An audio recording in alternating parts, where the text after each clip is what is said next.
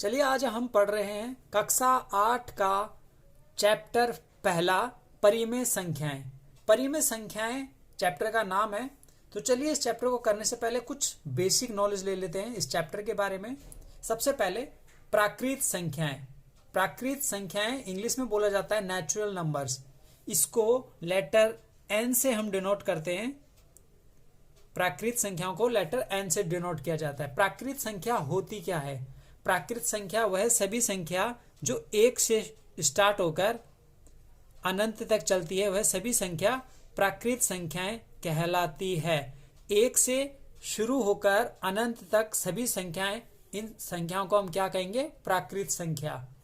अब बात करते हैं आगे पूर्ण संख्याओं के बारे में। पूर्ण संख्याएं क्या होती है? पूर्ण संख्याओं को हम लेटर W से डिनोट करते हैं। इंग्लिश में बोला जाता है होल नंबर्स।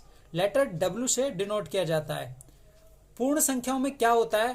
प्राकृत संख्याओं को याद रखेंगे कि प्राकृत संख्या एक से स्टार्ट होती है, 2, 3, 4 और इसी प्रकार अनंत तक चलती रहती है। यह हो गई प्राकृत संख्या।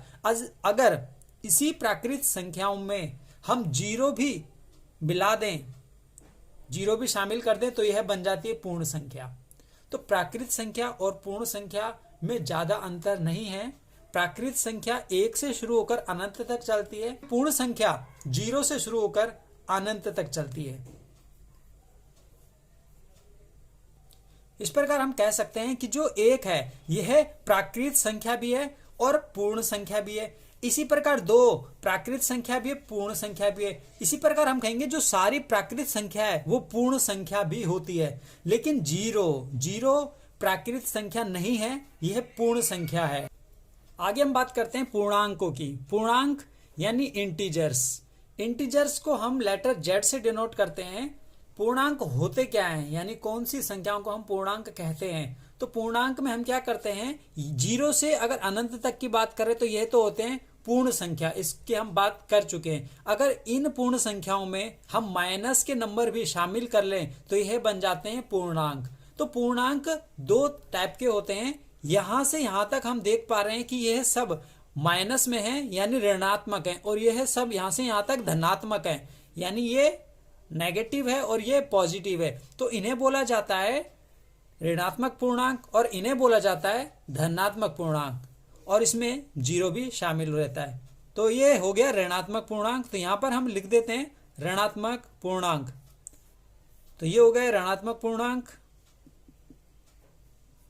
और ये हो गए धनात्मक पूर्णांक। ऋणात्मक पूर्णांक और धनात्मक पूर्णांक, यह दो टाइप के पूर्णांक होते हैं। अगर हम दोबारा से रिवाइज करें तो हम देख पाएंगे हम तीन तरीके की संख्या पढ़ चुके हैं। एक प्राकृत संख्या, एक पूर्ण संख्या और एक पूर्णांक। प्राकृत संख्या एक से शुरू होकर अनंत तक चलती है, और पूर्ण संख्या इसी में जीरो शामिल कर दिया जाए तो बन जाती है पूर्ण संख्या।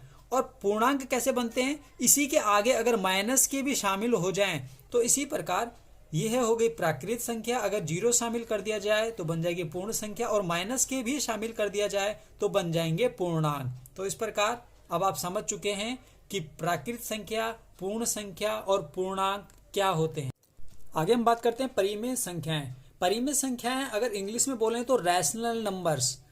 क्या होती है परिमेय संख्याएं? ऐसी संख्या परिमेय संख्या कहलाती है जिसे P/Q के रूप में लिखा जा सकता हो, जहां P और Q पूर्णांक हैं तथा Q जीरो के बराबर नहीं है। ऐसी संख्याएं परिमेय संख्याएं कहलाती है। ये तो हो गई डेफिनेशन। अब हम समझ लेते हैं ऐसी संख्याएं जिन्हें P/Q के रूप में लिखा जा सके। P/Q के रूप में यानी बटे में लिखा जा सके, लेकिन जहां P और Q पूर्णांक होने चाहिए। पूर्णांक क्या होते हैं हम पढ़ चुके हैं। माइनस की संख्या, प्लस की संख्या और जीरो, यह सभी क्या कहलाते हैं? पूर्णांक कहलाते हैं। तथा जो नीचे है यानी Q है, जो ये है, जीरो नहीं होना चाहिए, तभी वह संख्या परिमेय संख्या कहलाएगी।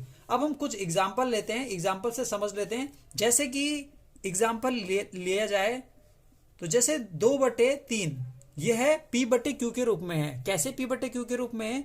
जो ऊपर है 2 ये है P, और जो नीचे है 3 ये है क्यू, तो P बटे Q के रूप में हो गई। तो इस प्रकार यह परिमेय संख्या है। इसी प्रकार 6/7 ये भी परिमेय संख्या है। अब हम माइनस की भी ले सकते हैं, जैसे कि -2/3 यह है परिमेय संख्या है क्योंकि P बटे Q के रूप में है।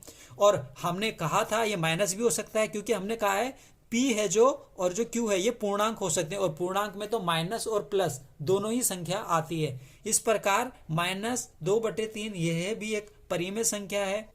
और एग्जाम्पल लेते हैं, जैसे 9/-5 यह भी एक परिमेय संख्या है। इसी प्रकार जैसे कि 0 एक परिमेय संख्या है क्योंकि 0 को बटे में लिखा जा सकता है। किस प्रकार लिखा जा सकता है? 0 के नीचे हम कुछ भी लगाएं उसका मान 0 ही रहेगा। जैसे कि हम 0 के नीचे 1 भी लगा सकते हैं, इसी प्रकार 0 के नीचे हम 2 भी लगा सकते हैं। 0 के नीचे हम कुछ भी लगाएं, यह है P बटे Q के रूप में लिखी जा सकती है। इस प्रकार 0 भी एक परिमेय संख्या कहलाती है। इसी प्रकार -2, इसके नीचे भी हम 1 लगा सकते हैं, 2 लगा सकते हैं, इसको P बटे Q के रूप में लिखा जा सकता है। इस प्रकार -2 यह भी एक परिमेय संख्या है, 4 एक परिमेय संख्या है, 5 एक परिमेय संख्या है। इस प्रकार ये सभी भी परिमेय संख्याओं के एग्जाम्पल हैं। आज हम प्रश्नावली 1.1 का पहला क्वेश्चन करने जा रहे हैं। पहले क्वेश्चन में लिखा है उचित गुणधर्मों के उपयोग से निम्नलिखित का मान ज्ञात कीजिए। तो हमें 2 पॉइंट दिए हुए हैं इस पहले क्वेश्चन में। पहला पॉइंट ये है, इसे हम सॉल्व करेंगे। तो ऐसे क्वेश्चन को सॉल्व कैसे करना है, सबसे पहले आपको ध्यान देना है चिन्हों का, यानी जो निशान है उनका सबसे पहले ध्यान देना है। सबसे पहले आपको जो सॉल्व करना है निशान, वो सबसे पहले किया जाएगा भाग। अगर भाग हो इन भिन्नों के बीच में, अगर भाग का निशान पहले हो तो पहले भाग का निशान सॉल्व करना होता है, और उसके बाद गुणा का निशान, उसके बाद प्लस का और फिर माइनस का, या पहले माइनस का फिर प्लस का, लेकिन भाग का पहले करना है और फिर गुणा का करना है। ठीक है, इनमें ब्रैकेट नहीं है। अगर ब्रैकेट होता तो पहले हम ब्रैकेट को सॉल्व करते हैं, पहले बड़े ब्रैकेट को फिर छोटे ब्रैकेट को, लेकिन इनमें ब्रैकेट नहीं है। तो भाग और गुणा और प्लस और माइनस में से कुछ भी हो सकता है, आप उसी को पहले करेंगे। पहले भाग को करेंगे, फिर गुणा को करेंगे, फिर प्लस को करेंगे, फिर माइनस को करेंगे। तो इस पहले पॉइंट में हमें दे रखा है गुणा का निशान। भाग का निशान इस क्वेश्चन में नहीं है।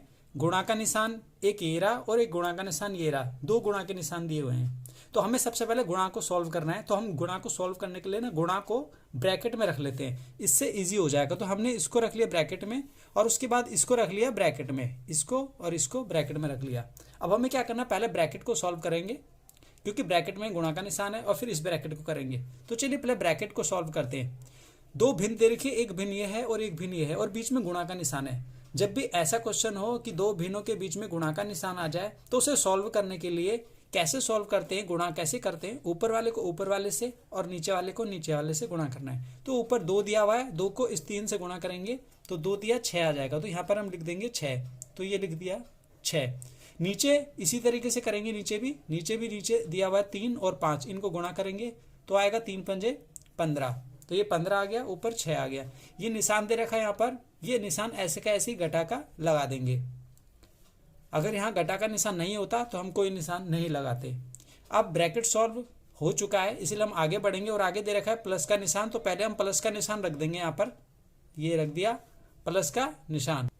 इस प्लस के बाद 5/2 जैसे लिखा हुआ है, इसको ऐसे का ऐसे ही उतार देंगे 5/2 को, और उसके बाद ये जो माइनस है इस माइनस को लिखेंगे, और उसके बाद इस जो ब्रैकेट में दिया हुआ है इसको सॉल्व करेंगे। यहाँ भी बीच में गुणा का निशान है और इधर एक भिन्न दे रखी है, इधर दूसरी भिन्न दे रखी है, बीच में गुणा का निशान है। तो सॉल्व ऐसे ही करना है, ऊपर वाले को ऊपर वाले से गुणा करेंगे तो 3 को 1 से गुणा करेंगे तो आएगा 3, तो ऊपर लिख देंगे 3, और नीचे 5 को 6 से गुणा करेंगे तो आएगा 30, तो यहाँ लिख दिया 30। ये हो चुका है। अब ब्रैकेट सॉल्व हो चुके हैं। अब हमें आगे हम इसमें देख पा रहे हैं कि इसमें अब गुणा का निशान नहीं है, क्योंकि गुणा का निशान हम सॉल्व कर चुके हैं। अब हमें क्या करना है, ये देखिए एक भिन्न ये है, एक भिन्न ये है और एक भिन्न ये है, और बीच में प्लस का और एक फिर माइनस का निशान दे रखा है। अगर भिन्नों के बीच में प्लस माइनस का निशान हो तो इसे सॉल्व करने के लिए एलसीएम लेना जरूरी होता है, एलसीएम लिया जाएगा। तो चलिए एलसीएम ले लेते हैं। एलसीएम लिया जाता है हरों का, हर यानी एक घेरा हर, इसका हर ये है और इसका हर ये है। 15, 2 और 30, इसका हम एलसीएम लेंगे। तो यहाँ साइड में आते हैं और एलसीएम ले लेते हैं। तो चलिए 15, 2 और 30 का एलसीएम लेते हैं। एलसीएम ऐसे लिया जाता है, एलसीएम आपको आता होगा। तो एलसीएम कैसे लेंगे, सबसे पहले हम 2 से करेंगे इसको भाग, 2 से। 2 के पहाड़े में देखेंगे 15 आता है तो नहीं आता, अगर नहीं आता तो इसको ऐसे कैसे ही उतार देंगे, फिर एक कॉमा लगाएंगे और 2 के पहाड़े में 2 देखेंगे आता है कितनी बार में, एक बार में, तो 2 एक कम 1 लिख देंगे, 2 एक कम 2, 2 के पहाड़े में 30 यानी 2 से 30 कट जाएगा, तो हाँ कट जाएगा, लेकिन वो कटेगा 15 बार में, तो हमें यहाँ 15 लिखना पड़ेगा, 15 हमने लिख दिया। अब हम आगे बढ़ेंगे, आगे देखते हैं 15 देखेंगे 15 किसके पहाड़े में आएगा, तो हमने 3 लिख देते हैं क्योंकि 3 के पहाड़े में 15 आता है, और कितनी बार में आएगा 5, तो यहाँ लिखेंगे 5 क्योंकि 5 बार में आएगा, तो 5 लिख दिया। एक को ऐसे कैसे ही उतारते हैं, फिर कॉमा लगाएंगे, फिर 15 देखेंगे तो 15 कितनी बार में आएगा 5 बार में, तो 3 के पहाड़े में 5 बार में आ जाएगा 15। अब हम आगे बढ़ेंगे और आगे फिर पहाड़ा देखते हैं कौन से पहाड़े में 5 आएगा, तो 5 सिर्फ 5 के पहाड़े में आएगा, तो हमने यहाँ लिख दिया 5। अब 5 के पहाड़े में 5 तो आएगा, लेकिन कितनी बार में, एक बार में, 1 लिख दिया, यहाँ पर 1 उतार दिया, और ये भी 5 है तो एक बार में आ जाएगा। अब नीचे 1 1 1 आ गया है, तो यहाँ पर एलसीएम हो गया है, लेकिन इसका एलसीएम आया कितना है वो निकालने के लिए हम यहाँ चलते हैं। तो देखिए एलसीएम, ये एलसीएम निकला कितना है, इसको निकालते कैसे एलसीएम को, इसको गुणा किया जाता है, इसको इससे गुणा करेंगे, फिर इसको इससे गुणा करेंगे, और जो गुणा करके आएगा रिजल्ट वो होगा एलसीएम, 15 2 30 का एलसीएम। तो चलिए गुणा करते हैं, इस 2 को रखा, फिर गुणा में करेंगे 3, ये वाला 3, और फिर गुणा में करेंगे 5, ये वाला 5। अब इसको गुणा करके देखते हैं आंसर कितना आता है, 2 3 6 और 6 5 30, तो इसका एलसीएम 30 आ रहा है। अब ये एलसीएम निकल चुका है। अब हम आगे बढ़ेंगे, तो आगे क्या करेंगे, यहां पर आते हैं, यहां लिखेंगे नीचे 30 लिख दिया। अब आगे कैसे सॉल्व करेंगे, ये लिखा हुआ है 15, हर ऊपर ध्यान देना, ये लिखा है 15। अब 15 का पहाड़ा देखना है, यानी 15 और 30, 15 से भाग देना है 30 को, यानी 15 का पहाड़ा, सिंपल भाषा में अगर बोले तो 15 का पहाड़ा घी है। अगर 15 के पहाड़े में 30 आता है तो देखेंगे कितनी बार में आता है, तो हम देख पा रहे हैं 15 के पहाड़े में 30 तो आता है, और वो आता है 2 बार में, तो इस 2 को गुणा किया जाएगा ऊपर वाले अंश से, जो कि -6 दिया हुआ है, तो 2 को 6 से गुणा करेंगे तो क्या आएगा, -12 लिख दिया हमने, -12। आगे ये प्लस का निशान है, इसको ऐसे कैसे यहाँ उतार देंगे, और उसके बाद ये नीचे जो 2 लिखा है, इस 2 के पहाड़े में देखना है 30 आता है या नहीं। अब हम देख पा रहे हैं 2 के पहाड़े में 30 कैसे गिना जाए, तो आपको क्या करना है, सिंपल भाग देना है, और भाग दे के देखना है, 30 को रखा अंदर और 2 को रखा बाहर, और ये भाग दिया जाएगा तो यहाँ पर आएगा 15, और ये जो 15 आता है जिसे हम भागफल बोलते हैं, इस भागफल को गुणा किया जाएगा ऊपर वाले अंश से, जो कि 5 दिया हुआ है, तो 15 और 5 को अगर गुणा करेंगे तो आएगा 75, तो हमने लिख दिया 75। अब इसी तरीके से ये जो हर दिया लास्ट, ये है 30 के पहाड़े में 30 देखें तो सिंपल है, एक बार में आएगा, उस 1 को गुणा किया जाएगा ऊपर वाले अंश से, जो कि 3 दिया हुआ है, तो पहले ये माइनस का निशान और फिर ये 3 लिख दिया, क्योंकि 30 के पहाड़े में 30 एक बार में आएगा, उस 1 को 3 से गुणा करेंगे तो 1 गुणा 3, 1 दिया 3 आ गया। अब हम आगे करते हैं सॉल्व, आगे चलते हैं, नेक्स्ट स्टेप करते हैं। तो पहले तो हम ये 30 उतार देंगे, ऐसे का ऐसे ही 30 उतारने के बाद क्या करना है, यहां हमें देखना है कि प्लस के कितनी संख्या है और माइनस की कितनी संख्या है। तो प्लस के हम देख पा रहे हैं, प्लस का तो 75 है, तो ये 75 हम यहां लिख देंगे, प्लस का 75 ये लिख दिया हमने यहां पर। अब माइनस के देखेंगे तो माइनस के कितने हैं, तो ये 12 देखो माइनस का है, और ये 3 भी देखो माइनस का है, तो 12 और 3 टोटल माइनस के हो कितने गए, तो हम देख पा रहे हैं 12 और 3 टोटल माइनस के हैं यहाँ पर 15, तो 15 है जो वो माइनस के हैं, और जो 75 है वो प्लस का है। तो अब हम आगे बढ़ते हैं और आगे सॉल्व करते हैं। इसके आगे हमने यहाँ लाइन खींच के फिर सॉल्व करते हैं। चलिए यहाँ लाइन खींच लेते हैं और फिर सॉल्व करते हैं। चलिए यहाँ पर देखते हैं, ये जो 75 है प्लस का, और ये जो है 15 माइनस का, इसको आपस में घटाएंगे, और घटा के क्या आएगा 60 आएगा, और नीचे क्या बचेगा, नीचे बचेगा 30, ऊपर 60 बचा, नीचे 30 बचा। तो क्या करना है, इसको काटेंगे। काटना कैसे है, ये 0 है, 0 से पहले तो 0 काट लीजिए, कट गया 0 से 0। अब ऊपर 6 बचा, नीचे 3 बचा, 3 का पहाड़ा गिनेंगे तो 3 एकम 3 और 3 दूनी 6, ऊपर 2 बचा और नीचे 1 बचा। इसको हम इस तरीके से लिख सकते हैं 2/1, ऐसे हमने लिख दिया, इसको 2/1 हो गया। अब इसको हम इस तरीके से भी लिख सकते हैं, नीचे का 1 हटा के आंसर हम बोलेंगे 2। फर्स्ट पॉइंट की तरह ही सेकंड पॉइंट करेंगे। सेकंड पॉइंट में भी पहले गुणा का निशान देखेंगे, तो गुणा का निशान हमें दिख रहा है, एक घेरा गुणा का निशान, एक घेरा गुणा का निशान और एक घेरा गुणा का निशान, 3 गुणा के निशान दिए हुए हैं। इनको हम अलग अलग ब्रैकेट में रख लेंगे। पहले हम इस गुणा के निशान को एक ब्रैकेट में रख लेते हैं, उसके बाद इस वाले को ब्रैकेट में रख लिया और उसके बाद इस वाले को ब्रैकेट में रख लिया। अब हम एक एक करके ब्रैकेट को सॉल्व करेंगे। तो पहले इस ब्रैकेट को हम सॉल्व करते हैं। हम देख पा रहे हैं कि बीच में गुणा का निशान लगा है और एक भिन्न इधर दे रखी है, एक भिन्न इधर दे रखी है। ऊपर वाले को ऊपर वाले से गुणा करेंगे, 2 को 3 से गुणा करेंगे तो आएगा 6 और 5 को 7 से गुणा करेंगे तो आएगा 35। माइनस का निशान ये ऐसे कैसे यहाँ रख देंगे हम, और ये माइनस का निशान अब निकालेंगे। ये सॉल्व हो चुका है ब्रैकेट पहला। अब इसके बाद ये माइनस का निशान, अब इस ब्रैकेट को करेंगे सॉल्व। 1 को 3 से गुणा करेंगे तो आएगा 3, 6 को 2 से गुणा करेंगे तो आएगा 12।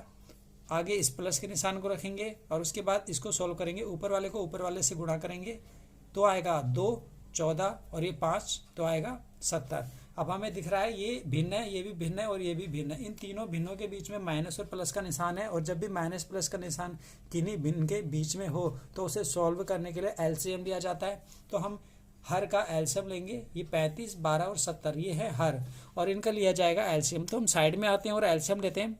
तो 35, 12 और 70 का हम एलसीएम ले रहे हैं। तो ये एलसीएम ऐसे लिया जाएगा 35, 12, 70 एलसीएम लेंगे। तो पहले हम 2 से शुरुआत करते हैं, 2 से। तो 35 तो 2 के पाड़े में नहीं आता है, तो हम क्या करेंगे 35 ऐसे का ऐसे ही उतार देंगे। उसके बाद 12, तो 2 के पाड़े में 12 हमें पता है 6 बार में आता है, तो हम यहाँ 6 लिखेंगे। और आगे देखेंगे 70 नहीं आता है, लेकिन अगर हम भाग देंगे इस प्रकार से, अगर भाग देंगे तो हम देख पाएंगे कि 70 35 बार में कट जाएगा। तो यहाँ पर हम लिखेंगे 35। इस प्रकार से हम कर सकते हैं। तो यहाँ पर 35 आएगा। अब हम आगे बढ़ेंगे, तो अब हम 3 का पाड़ा लेते हैं।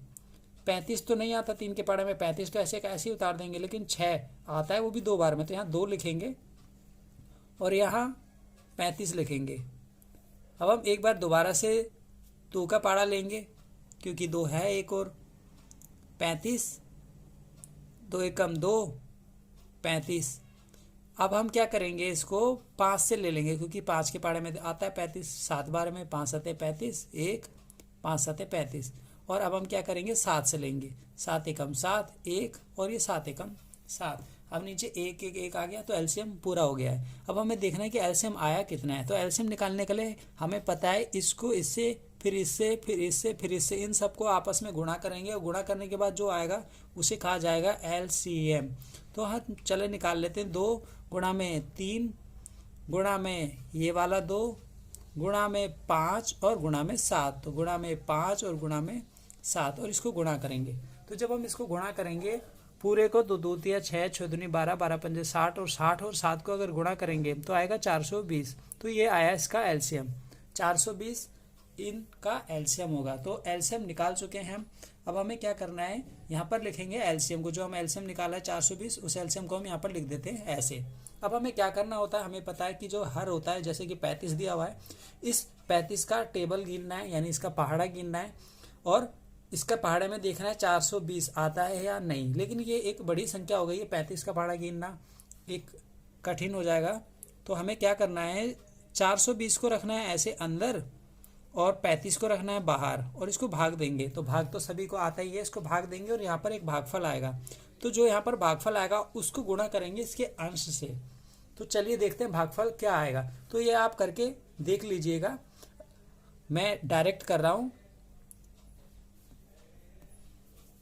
तो आएगा 12 आएगा। अगर 35 और 420 भाग देंगे तो आएगा 12, भागफल में 12 आएगा। इस 12 को 6 से गुणा करेंगे तो 12 5 60, 12 6 72। तो यहाँ पर आएगा 72। तो हमने 72 लिख दिया यहाँ पर। उसके बाद ये माइनस का निशान लगाएंगे, यहाँ पर हमने माइनस का निशान लगा दिया। इसी तरीके से 12 और 420 इनको भाग देंगे, यानी 12 से 420 को भाग दिया जाएगा। करना उसी तरीके से, और भागफल देखना है कि भागफल आएगा क्या। तो भागफल आएगा 35। मैं डायरेक्ट कर रहा हूं, तो भागफल आएगा 35। तो ये जो 35 आया इसको गुणा करेंगे ऊपर वाले अंश से, और ऊपर अंश दे रखा है 3, तो हम लिख देंगे यहाँ पर। तो आएगा 105। अब हम प्लस का निशान लगाएंगे, क्योंकि यहाँ पर प्लस का है, तो हमने प्लस का निशान लगा दिया। अब देखेंगे 70 के पाड़े में 420, यानी 70 से 420 को भाग दिया जाएगा। तो जब हम भाग देंगे तो देखेंगे कि आता कितना है। तो चलिए अगर भाग देंगे तो भाग दे के हमें पता है कि 6 आएगा। आप भाग दे के देख लीजिएगा, 420 अंदर रखेंगे और बाहर कितना रखेंगे 70, इस तरीके से बाहर रखेंगे 70। तो जो भागफल आएगा तो वो आप देख पाएंगे कि जो भागफल आएगा वो आएगा 6, और 6 को आंसर से गुणा करेंगे तो आएगा 12, तो यहाँ लिख देंगे 12।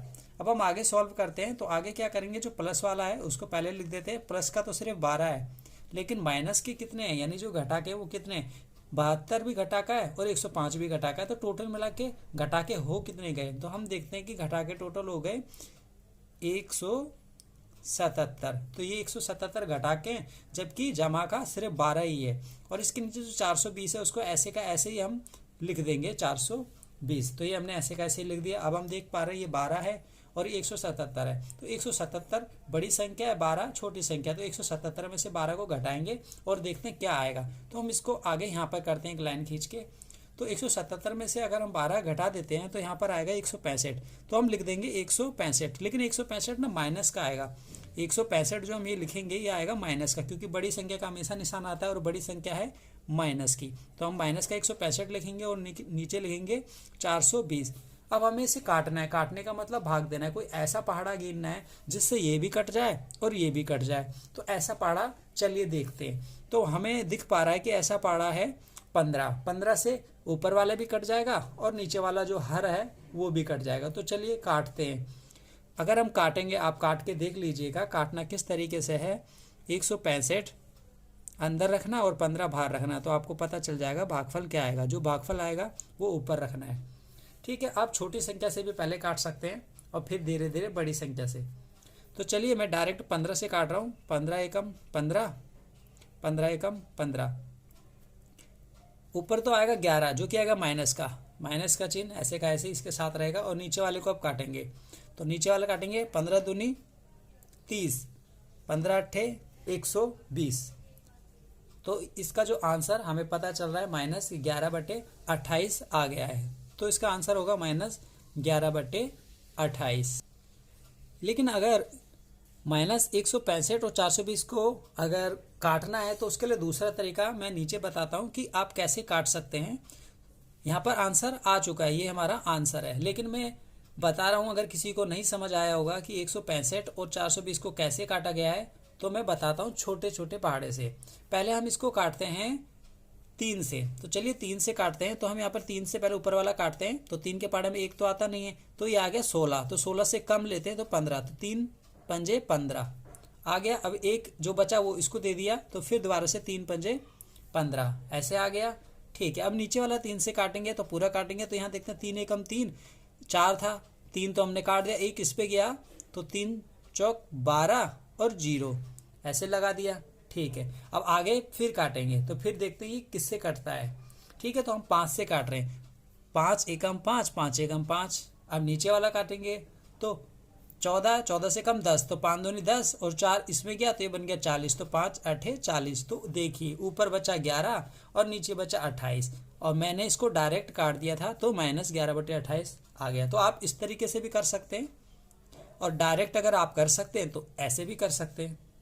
तो जैसा आपको समझ आता है आप उस तरीके से करिए। आगे हम बात करेंगे योज्य प्रतिलोम। देखिए दूसरा क्वेश्चन, प्रश्नावली 1.1 का दूसरा क्वेश्चन देखें तो दूसरे क्वेश्चन में लिखा है निम्नलिखित में से प्रत्येक के योज्य प्रतिलोम लिखिए। हमें योज्य प्रतिलोम लिखने, और फर्स्ट पॉइंट दिया है 2/8। तो चलिए योज्य प्रतिलोम क्या होता है यह समझ लेते हैं पहले। जैसे कोई संख्या दी हुई है, मान लो कोई भी संख्या है, मान लेते हम ए, एक संख्या दी हुई है। ठीक है, एक संख्या ए दी हुई है। अब इसमें एक ऐसी संख्या हमें यहाँ पर ऐसे संख्या जोड़नी है कि आंसर में 0 आ जाए। तो बताइए ऐसी कौन सी संख्या जोड़ी जाए कि आंसर में 0 आ जाए। तो ये जो आएगा इसे बोला जाएगा योज्य प्रतिलोम। यही होता है योज्य प्रतिलोम, यानी एक संख्या में एक ऐसी संख्या जोड़ो कि 0 आ जाए, उसे बोला जाता है योज्य प्रतिलोम। तो ए में क्या जोड़े कि 0 आ जाए। तो हम देख पा रहे हैं ए में अगर -a जोड़ दिया जाए तो 0 आ जाएगा। तो ये जो -a है इसे बोला जाएगा a का योज्य प्रतिलोम -a है। इसे बोला जाएगा a का योज्य प्रतिलोम। तो ये a का योज्य प्रतिलोम है -a। क्यों? क्योंकि इन दोनों को प्लस करके 0 आ रहा है। तो जिस संख्या को जोड़ने से 0 आ जाए उसे बोला जाता है योज्य प्रतिलोम। इसका इसी योज्य प्रतिलोम को दूसरे नाम से भी जाना जाता है, वह होता है ऋणात्मक। क्या होता है? ऋणात्मक। यानी योज्य प्रतिलोम को ऋणात्मक भी बोला जाता है। अगर कहा जाए ए का योज्य प्रतिलोम क्या है तो -a है। अगर बोला जाए ए का ऋणात्मक क्या है तो -a है। तो इस प्रकार हम समझ सकें कि योज्य प्रतिलोम क्या होता है। अब आप आसानी से किसी भी संख्या का योज्य प्रतिलोम बता सकते हैं। कोई भी संख्या हो, जैसे यहाँ पर a था, तो अगर हम संख्या ले लें कोई, जैसे कि अगर हम बोलते हैं 4, तो 4 का योज्य प्रतिलोम क्या है? यानी 4 में क्या जोड़ा जाए यहाँ पर कि आंसर में 0 आ जाए। तो हमें पता है यहाँ पर अगर -4 रख दें तो 0 आ जाएगा। तो 4 का योज्य प्रतिलोम -4 है या 4 का ऋणात्मक -4 है। इस प्रकार किसी भी संख्या का योज्य प्रतिलोम अब आप बता सकते हैं। कोई भी अगर प्लस की संख्या है, बहुत आसान है बताना। अगर कोई संख्या है, मान लो 2/5 मैंने लिख दिया, 2/5 का योज्य प्रतिलोम निकालना है। अब हम भिन्न ले रहे हैं, तो 2/5 का योज्य प्रतिलोम निकालना है तो एक ऐसी संख्या रखनी है कि उसे जोड़ने पर 0 आ जाए। तो बिल्कुल सिंपल है, -2/5। तो यह होगा 2/5 का योज्य प्रतिलोम या 2/5 का ऋणात्मक -2/5। तो किसी भी अगर प्लस वाली संख्या का योज्य प्रतिलोम पूछा जाए तो हो जाएगा माइनस, उस पर माइनस लगा देना, बस वही योज्य प्रतिलोम होगा। जैसे कि कुछ एग्जाम्पल कर लेते हैं, आसानी से आप सब समझ पाएंगे।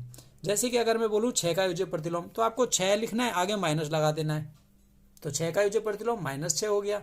ऐसे अगर बोला जाए 7 का योज्य प्रतिलोम तो -7। इसी प्रकार बोला जाए 10/11 का योज्य प्रतिलोम, तो ये प्लस में, तो 10/11 लिखिए और माइनस लगा दिए तो हो गया योज्य प्रतिलोम। इसी प्रकार अगर माइनस का दे रखा है, मान लो माइनस का 6/7 दिया हुआ है, तो इसका योज्य प्रतिलोम क्या होगा? 6/7 रखिए और माइनस की जगह ये प्लस का हो गया। तो यानी अगर इधर माइनस का दिया है तो योज्य प्रतिलोम प्लस का हो जाएगा, अगर प्लस का दिया तो योज्य प्रतिलोम माइनस का हो जाएगा। तो बिल्कुल सिंपल है। अब हम क्या करेंगे, दूसरे क्वेश्चन को सॉल्व करेंगे एक एक करके। तो चलिए सॉल्व करते हैं। जैसे यहाँ लिखा है 2/8 का योज्य प्रतिलोम लिखिए, तो हमें 2/8 का योज्य प्रतिलोम लिखना है। तो कैसे लिखेंगे? हमें पता है 2/8 का योज्य प्रतिलोम क्या होगा? -2/8। तो बिल्कुल सिंपल है, किसी का भी योज्य प्रतिलोम अब आप आसानी से निकाल सकते हैं। लेकिन इसको करना किस तरीके से वो देख लेते हैं। यहाँ पर हमको लिखना है 2/8 का योज्य प्रतिलोम। तो 2/8 का योज्य प्रतिलोम ऐसे लिखना है और आगे लिख देना है क्या होगा? -2/8। अब ऐसा क्यों है तो हम करके दिखा देते हैं कि ऐसा क्यों है। 2/8 का योज्य प्रतिलोम -2/8 है क्योंकि 2/8 में अगर प्लस कर दिया जाए माइनस का 2/8 तो आंसर में जो आएगा वो आएगा 0। 2/8 प्लस और माइनस माइनस, और यहाँ लिखेंगे 2/8, तो 2/8 में से 2/8 अगर घटा दें तो आंसर आएगा 0। तो इस प्रकार यह एक रीज़न हमने लिख दिया, क्योंकि 2/8 में अगर उसका योज्य प्रतिलोम जोड़ दिया जाए तो आंसर आता है 0। तो इस प्रकार 2/8 का योज्य प्रतिलोम -2/8 है। इसी प्रकार हम आगे भी करेंगे। तो चलिए आगे करते हैं। सेकंड पॉइंट में दिया हुआ है -5/9 का योज्य प्रतिलोम निकालिए। तो बिल्कुल यही स्टेटमेंट, यही लाइन हमें दोबारा से लिखनी है, बस संख्या चेंज करनी है। हमें क्या लिखना है? -5/9 का योज्य प्रतिलोम। तो अब हम देख पा रहे हैं माइनस का दिया हुआ है, तो जब माइनस का दिया हुआ है तो इसका योज्य प्रतिलोम क्या होता है? प्लस का हो जाता है और संख्या वही रहती है। तो हम लिखेंगे -5/9 का योज्य प्रतिलोम। तो क्या होगा इसका योज्य प्रतिलोम? प्लस का 5/9। बस इतना ही लिखना है, योज्य प्रतिलोम निकल गया। तीसरे में लिखा है -6/5 का योज्य प्रतिलोम। तो -6/5 को पहले हम ना आगे सॉल्व कर लेते हैं, क्योंकि ऊपर भी माइनस लिखा है और नीचे भी माइनस। तो -6/5, तो पहले हम इस माइनस से ना माइनस को आसानी से काट सकते हैं और जो बचेगा वो 6/5, तो 6/5 बच गया। अब इस 6/5 का योज्य प्रतिलोम निकालना है। हमें पता है ये प्लस में दिया हुआ है, तो इसका योज्य प्रतिलोम माइनस में होगा। तो हम यहाँ पर लिख देंगे 6/5 का योज्य प्रतिलोम। तो 6/5 का योज्य प्रतिलोम लिख देंगे। योज्य प्रतिलोम 6/5 का, तो क्या होगा, माइनस में 6/5। बहुत आसान है। इसी प्रकार हम आगे बढ़ते हैं और आगे करते हैं फोर्थ पॉइंट, इसी क्वेश्चन का फोर्थ पॉइंट। तो फोर्थ पॉइंट हमें देख लेते हैं दिया क्या हुआ है। तो फोर्थ पॉइंट में हमें दिया हुआ है 2/-9, इसका योज्य प्रतिलोम निकालना है। 2/-9, तो हमें पता है ये 2/-9 दिया, ये माइनस का है तो इसका योज्य प्रतिलोम प्लस का होगा।